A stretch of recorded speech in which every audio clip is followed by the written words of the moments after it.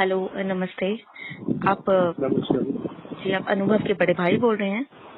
हाँ जी मैडम, मैं अनुभव का बड़ा भाई बोल रहा हूँ। अच्छा, आप अनुभव मैडम कहाँ से? निशांत जी से आपकी बात हुई होगी। मेरा नाम स्वाति शर्मा है। अभी जी मैडम। आप आपसे बात हो सकती है कि आप बिजी हैं? दोबारा कॉल करूं? नहीं मैडम, आप बात कीजिए, मैं भी चाह रहा हूँ बात हो। अच्छा, आपका नाम बता सकते हैं? हाँ, मेरा नाम है मैडम शरद शर्मा। शरद जी, पहले तो I am really sorry for your loss. क्या हुआ यस था मैम, अनुभव को? क्या उम्र थी? उन्होंने वगैरह मत खोलिएगा प्लीज। नहीं नहीं जी नहीं, वो नहीं खोलूंगी मैं, इसलिए कुछ बहुत यंग में उसकी डेथ हो गई। जी जी जी तो आप ये जो फोटो है, ये सच्ची जी। फोटो है? ये जो यूनुस। नहीं मैडम, ये हाँ ये फेक फोटो है। मतलब फोटो तो सच्ची हो सकती है क्योंकि कोई भी खींच सकता है, लेकिन हुआ क्या है कि मेरे भाई का अंतिम संस्कार मैंने खुद अपने हाथों से किया है। मेरे समाज के लोग, मेरे फैमिली के लोग सब हमारे साथ थे। मोहम्मद यूनुस मेरे भाई के दोस्त हैं, हमारी गाड़ी चलाते हैं। हम भी मेरे भी दोस्त हैं, वो हमारे फ्रेंड हमारे साथ रहे। सारी क्रिया हमने की और फैमिली समाज के लोग साथ थे। लेकिन यहाँ मुजफ्फरनगर अमर उजाला वालों ने ना मेरे से कोई बात करी, ना मोहम्मद यूनुस से कोई बात करी।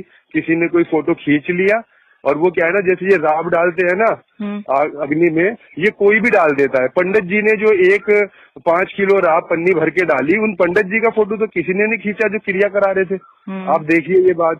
लेकिन एक मोहम्मद यूनुस ने, भाई वो तो प्यार मोहब्बत में जैसे आदमी कहता है लाओ जी मैं भी करा दूं, सहयोग में साथ खड़े हो गए। लेकिन मैंने अपने भाई की क्रिया खुद की है और मैं इस बात से बहुत परेशान हूँ। देखिए, प्रेम और दोस्ती अपनी जगह है, मेरे दोस्त हैं, वो मेरे भाई के भी दोस्त हैं। लेकिन उसे इस तरीके से वो हाईलाइट करना कि कोई परिवार नहीं आया, कोरोना था, उसको कोरोना था ही नहीं। तो अगर कोरोना होता तो बताओ, ऐसे क्रिया करने के लिए परमिशन दे देती हमें कोई?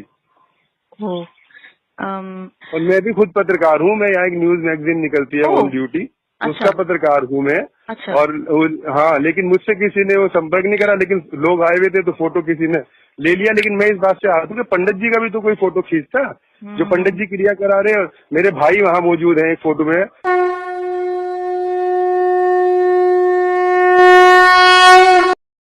नमस्ते दोस्तों, आप सबका एक बार फिर से स्वागत है आपके अपने YouTube चैनल सत्य सनातन में। आज हम बात करने वाले हैं किसी फेक न्यूज़ के बारे में जिसको लेकर के एक बार फिर से बहुत ज़्यादा हंगामा मचाया गया। ठीक उसी प्रकार से जैसे बताया गया था कि सऊदी अरब से 80 मीट्रिक टन ऑक्सीजन आ रही है। जैसे कि भारत में ऑक्सीजन की बहुत सारी कमी हो। भारतवर्ष एक ऐसा देश जहाँ पर 7000 मीट्रिक टन प्रतिदिन का उत्पाद हो, जहाँ पर हजारों टन हमारे उद्योगपति दे रहे थे वो भी फ्री में, वहां पर केवल और केवल 80 मीट्रिक टन का ही जिक्र करके इस्लाम को प्रेज करने की बहुत ज़्यादा कोशिश की गई थी। और इस तरीके की फेक न्यूज़ फैलाने के मामले में इनकी की पूरी जो जमात है वो बहुत अग्रगणी है। और इसी प्रकार का एक ट्वीट आया है इमरान प्रताप गढ़ी का। मैं आप लोगों को बहुत पहले से ये बात बताता आ रहा हूं कि जिनके पास में अपनी हिस्ट्री में दिखाने के लिए कुछ भले कार्य नहीं होते, वो अपनी फेक हिस्ट्री लिख दिया करते हैं। और जिनके पास में समाचारों में, न्यूज़ में कोई ढंग की खबर दिखाने के लिए नहीं होती, वो फेक न्यूज़ बना लिया करते हैं। यूनुस भाई जिंदाबाद, क्योंकि अनुभव शर्मा नाम के एक हिंदू को कोरोना हो गया था और वो मर गया और उसके परिवार ने डिनाई कर दिया उसकी अंतिम संस्कार करने के लिए, और यूनुस ने जाकर के अंतिम संस्कार कर दिया। ये देखिए, और उसके बाद में झड़ी लग गई ट्वीट्स की, और उसके बाद में इस फेक न्यूज़ को फैलाने के लिए पूरी की पूरी कौम, पूरी की पूरी जमात एक हो गई। यही नहीं, हिंदुओं को कोसा जाने लगा, काटा जाने लगा। जगह जगह पर इस प्रकार के गंदे और भद्दे कमेंट्स किए जाने लगे जिससे कि हिंदुओं को नीचा दिखाने की कोशिश की जा सके। और यहाँ तक कि एक फेक वीडियो भी इसमें वायरल कर दिया गया, मिक्स कर दिया गया और बताया गया कि देखिए किस प्रकार से अंतिम यात्रा इस व्यक्ति की निकाली गई। और उस पर भी आपत्तिजनक टिप्पणियां लोगों ने करने से वो लोग बाज नहीं आए। और उसमें कहा कि इसमें हो सकता है कि मुसलमानों ने इंसानियत के नाम पर चाटने की जो हदें पार कर दी हैं, उसमें कहीं ना कहीं ऐसा ना हो कि राम नाम सत्य भी बोल दिया हो। हिंदुओं ने पूछा कि राम नाम सत्य बोलने में दिक्कत क्या है? मुसलमान व्यक्ति बोलता है कि वो तुम्हारे लिए सत्य हो सकता है, हमारे लिए नहीं।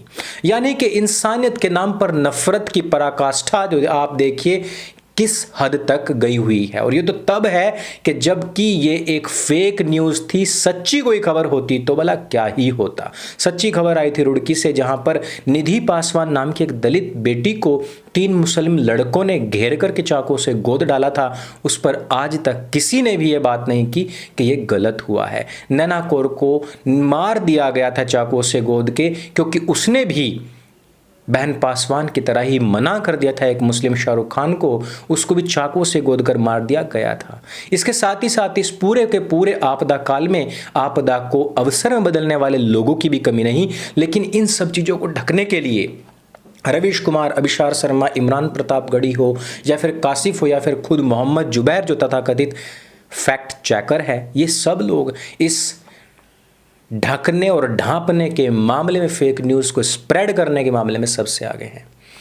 इस बात पर जब मैंने मुजफ्फरनगर में खुद बात की अपने मित्रों से, तो मुझे पता लगा कि इस भाई की मौत जो थी वो कोरोना से नहीं हुई थी। दूसरे भाई से मुझे ये बात पता पड़ी कि यूनुस जो थे वो उनके प्रोफेशनल ड्राइवर थे और वो अंतिम यात्रा में केवल शामिल हुए थे। सामग्री डालते हैं, घी डालते हैं, कपूर डालते हैं, उनमें से कुछ एक चीज़ उन्होंने सिर्फ डाली थी, उसका फोटो लिया गया और वायरल कर दिया गया और इसको फेक न्यूज़ की तरह हर जगह पर फैलाया गया। सोचिएगा कि एक घर में जवान भाई की मौत हो गई है, दूसरा भाई खुद मुखाग्नि देकर के आया है, पंडित जी हैं वहां पर। इस फोटो में पीछे आप देखेंगे कि भगवा दुपट्टा डाल करके खुद एक व्यक्ति खड़ा हुआ है और कहा यह जा रहा है कि कोई हिंदू ही नहीं आया। मुस्लिम अंतिम यात्रा को हिंदू अंतिम यात्रा दिखा करके प्रस्तुत किया गया। किसी भाई के ऊपर, किसी परिवार के ऊपर भला कितना जोर पड़ेगा जब यह कहा जाए कि उसके परिवार ने खुद उसके अंतिम यात्रा में कोई साथ नहीं दिया। कितना जोर पड़ेगा। लेकिन किसी को शर्म नहीं आती। जिन लोगों ने करोड़ों लोगों, निहत्थे, मासूम और निर्दोष लोगों को तलवार के सहारे मौत के घाट उतार दिया हो, जिन लोगों ने उन लोगों को कन्वर्ट कर लिया हो डरा करके, वो लोग किसी एक भाई की असामयिक मृत्यु पर गिद्धों की तरह उसकी लाश को नोच करके अपनी राजनीति चमकाने, अपनी कौम को बहुत ऊंचा दिखाने का प्रयास करें, ये इसमें कोई भी आश्चर्य करने वाली बात नहीं है। जिन्होंने खुद ने लोगों को अपने हाथों से काटा हो और अपनी राजनीति और अपनी कौम को चमकाने का कार्य करने की कोशिश की हो, वो किसी व्यक्ति की लाश पर राजनीति ना करें। ऐसा नहीं हो सकता है। मोहम्मद यूनुस जो कि एक ड्राइवर था, जो कि अंत में जाकर के वहां पर एक जली हुई चिता में सिर्फ एक हाथ उसका उस तरफ बढ़ते हुए है, ये कह करके दिखाया जा रहा है कि अंतिम संस्कार में मुखाग्नि भी इसी व्यक्ति ने दी है। आप सोचिए जरा कि जब ये कहा जाता है कि भाईचारे में लोगों को साथ ना रखा जाए तो कितना हंगामा मचता है। आज एक व्यक्ति यदि वहां तक पहुंच गया तो फोटो वायरल करके और पूरे के पूरे हिंदू परिवार को ही नहीं, पूरी की पूरी हिंदू कौम को नीचा दिखाने का प्रयास किया जा रहा है कि हिंदू तो अपने लोगों की लाशें इस प्रकार से फेंक देते हैं और उनका निपटान भी फिर मुसलमानों को करना पड़ता है। यही नहीं, कमेंट्स में तो बहुत गंदी और भद्दी चीज़ें कही गई हैं, वो मैं आपको बोल करके बता नहीं सकता। अंत में जब पूरी की पूरी सच्चाई सामने आई, जब खुद इस मृतक व्यक्ति के भाई ने स्वाति गोयल शर्मा जी से बातचीत की। स्वाति शर्मा गोयल जी स्वराज्य की पत्रकार हैं और उन्होंने इस पर पूरी खोजबीन की और उन्होंने बातचीत की। उसके पूरे अंश आपको यहाँ पर और टेलीग्राम पर मिल जाएंगे। दोस्तों, इसको ज़्यादा से ज़्यादा लोगों तक पहुँचाइए, क्योंकि ये उसी तरीके से फेक है जिस प्रकार से कहा गया था कि सिप्ला का मालिक, रेमडेसिविर बनाने वाला व्यक्ति एक मुसलमान है, जबकि किसी ने ये नहीं बताया कि जायडस कैडिला का मालिक जो कि एक हिंदू है, उसने केवल 900 रुपए में, यानी कि सिप्ला से भी 3 गुने से ज़्यादा अधिक कम दामों में अपनी रेमडेसिविर उपलब्ध करवाई हुई है। लोगों को सच्चाई नहीं पता, इसी वजह से इस फेक ड्रामा में लोग फंस जाते हैं, फेक न्यूज़ में आकर के फंस जाते हैं और अपने लोगों को नीची नज़र से देखना शुरू कर देते हैं, अपने धर्म को नीची नज़र से देखना शुरू कर देते हैं और ये कहते हैं कि हमारे लोग कितने एहसान फरामोश हैं कि अपने घर वालों तक को भी अंतिम संस्कार मुखाग्नि नहीं दे पाते। हमारे लोग क्यों गाली देते हैं जब हम लोगों को ये जो सिप्ला नाम की कंपनी है ये दवाई प्रोवाइड कर रही है। कोई नहीं बताएगा आपको कि वो 3 गुने से भी अधिक महंगे दाम में बेच रही है। वो व्यक्ति जो 900 रुपये में इंजेक्शन दे रहा है, दवाई दे रहा है, उसका कहीं पर कोई नाम नहीं है। जो हजारों टन ऑक्सीजन देते हैं उनका कोई नाम नहीं है, 80 टन का नाम हो जाता है दोस्तों। इस वजह से मैं कहता हूं कि इन फेक न्यूज़ फैलाने वालों को डिबंक करना, इनके मुंह पर निकाल कर चप्पल मारना बहुत जरूरी है। और इस वजह से सत्य सनातन को समसामयिक खबरों के ऊपर आना पड़ता है। जरा सोचिए कि ये कितने निर्मम लोग हैं जो लाशों पर राजनीति करते हैं, लाशों के नाम पर अपनी कौम का नाम रचाने चमकाने की कोशिश करते हैं। जिन लोगों ने करोड़ों लोगों को निर्ममता के साथ मारा हो, क्या किसी हिंदू ने कभी झारखंड की उस खबर को दिखा करके ये कहा कि हिंदू कितने महान हैं, मुसलमान अपने लोगों तक के भी अंतिम संस्कार नहीं कर पाते? जी हाँ, एक मुस्लिम व्यक्ति का पूरे मुस्लिम समाज ने बहिष्कार कर दिया था, हिंदुओं ने उठा करके उसका अंतिम संस्कार किया था। यही नहीं, आज तक हमारे गांव में, हमारे आस पड़ोस में जो मैत्री भाव में रहते हैं, एक दूसरे के साथ रहते हैं, मुसलमानों को कंधा देने के लिए जाते हैं। बस हमारी कमी यह है कि ना तो हम फोटो खींचते, ना हम उसको वायरल करते, ना हम टिकटॉक बनाते, क्योंकि हमें सिखाया गया है कि नेकी कर दरिया में डाल, मानवता तेरा धर्म है, इसको करना ही तेरा फर्ज है। लेकिन कुछ लोगों ने केवल यही सीखा है कि नेकी कर अथवा ना कर, एक फेक फोटो ले, उसको सोशल मीडिया पे डाल, अपना और अपनी कौम का नाम चमकाने की कोशिश कर, टिकटॉक बना, सोशल मीडिया पर डाल।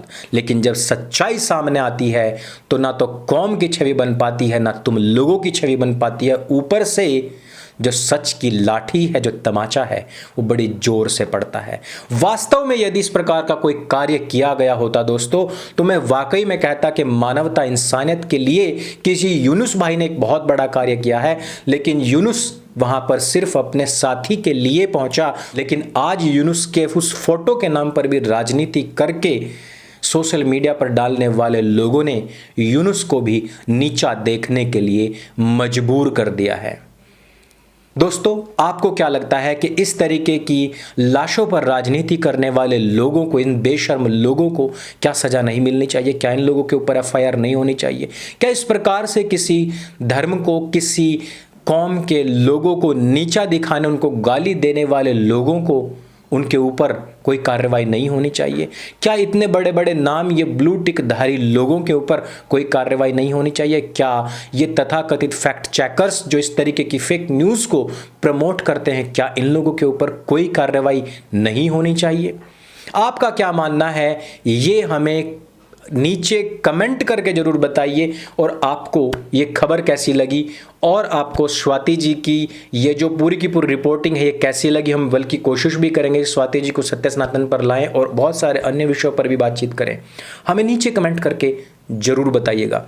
इस वीडियो को अवेयरनेस के लिए सबके साथ में शेयर करना है, आप लोगों को 10 मिनट देना है, इसको सभी के साथ में शेयर जरूर करना है, क्योंकि झूठ जितनी तेजी से फैला है, सच उससे भी ज़्यादा तेजी से फैलना चाहिए, फैलना चाहिए, फैलना चाहिए। और इसकी जिम्मेदारी केवल और केवल आप लोगों के कंधे पर है।